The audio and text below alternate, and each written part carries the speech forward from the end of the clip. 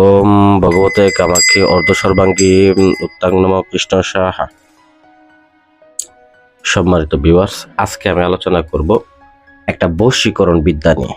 যে কোনো নারীকে বা যে কোনো পুরুষকে আপনার প্রতি বাধ্যগত করতে পারবেন। আপনার ভালোবাসার মানুষকে বা আপনার মনের মানুষকে, যে আপনাকে ছেড়ে চলে গেছে বা আপনার স্বামী আপনাকে রেখে পরকীয়া করে বা আপনার স্ত্রী আপনাকে রেখে পরকীয়া করে অন্য পুরুষের সঙ্গে চলে গেছে সন্তান রেখে, তো বশীকরণ করার জন্য অনেক তান্ত্রিকের পিছনে ঘুরতেছেন, অনেক তান্ত্রিককে টাকা পয়সা দিতেছেন, কাজ করতে পারতেছে না।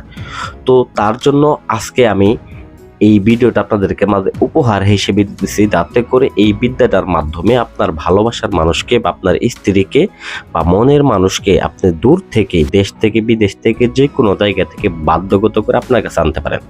তো চলেন আমি বলেই দিতেছি কিভাবে কাজটা করবেন, কোন সময় করবেন এবং এই কাজটা করতে গেলে কি কি করতে হবে, সম্পূর্ণ নিয়ম আমি এই ভিডিওতে বলে দেব। যারা আসলে অধৈর্য হয়ে ভিডিওগুলো টেনে টেনে দেখেন তারা বুঝতেও পারবেন না, সারা জীবনে কাজ করতেও পারবেন না। যদি আপনার অ্যাকচুয়ালি সমস্যা হয়ে থাকে বা কাজটা সমাধান করা দরকার হয়ে থাকে, তাহলে ভিডিওটা পূর্ণাঙ্গ দেখবেন। কারণ ভিডিও একটু দেখে কেটে দিলে সেক্ষেত্রে উপকার তো পাবেনই না, বরং সারা জীবন ঘুরতে থাকবেন, টাকা বিফলে যাবে। তো যাই হোক, দেখেন, প্রথমত বলতেছি, এই কাজটা করার জন্য আপনাকে কি করতে হবে, এই নকশাটা নিতে হবে এবং যাকে আপনি বশ করবেন তার নাম নিতে হবে। এবং কি এই কাজটা করার জন্য উপযুক্ত সময় হচ্ছে সোমবার এবং বৃহস্পতিবার। সোমবার এবং বৃহস্পতিবার এই কাজটাকে করতে বসবেন। এটা একটা ইহুদি ল্যাংটা বশীকরণের বিদ্যা। এই ইহুদি ল্যাংটা বশীকরণের বিদ্যাটা কাজ করার জন্য আপনাকে বাজার থেকে কামসিঁদুর কিনে আনতে হবে এবং কাজটা অবশ্যই সোমবার এবং বৃহস্পতিবার দিন উত্তর দিক করে আসন করে বসে, অতঃপর আপনাকে একটা সাদা কাগজের ভিতরে এই নকশাটা অঙ্কন করতে হবে। অবশ্যই কামসিঁদুরের সাথে কিন্তু আপনার বীর্যটাকেও মিশ্রিত করে দিতে হবে। আপনি যদি কোনো ছেলেকে বশ করেন তাহলে আপনার বীর্য এইটার সাথে মিশ্রিত করে দিবেন। যদি আপনি কোনো মেয়েকে বশ করতে চান সেক্ষেত্রে আপনার ছেলের যে বীর্যটা থাকে, ছেলের বীর্যটা দিয়ে এটাকে নকশাটাকে অঙ্কন করতে হবে। নকশাটা অবশ্যই একটা সাদা কাগজের মধ্যে অঙ্কন করবেন। অঙ্কন করে দেখেন এখানে যে ছবিটা আছে এটার মধ্যে নামটা লেখা আছে, এইখানে লিখে দেবেন মেয়ের নাম, মেয়ের মায়ের নাম। আবার এই পাশে দেখেন লেখা আছে নাম পিতা, ওইখানে লিখবেন ছেলের নাম এবং ছেলের বাবার নাম।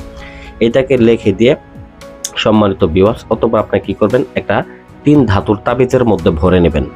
ভরার পরে এই তাবিজটাকে আপনারা সরাসরি একটা পচা কলা গাছের মধ্যে এটাকে ঢুকিয়ে দিয়ে আসবেন। এটা গেল প্রথম, ঠিক আছে। এবং দ্বিতীয় আরেকটা তাবিজ আপনি অঙ্কন করবেন।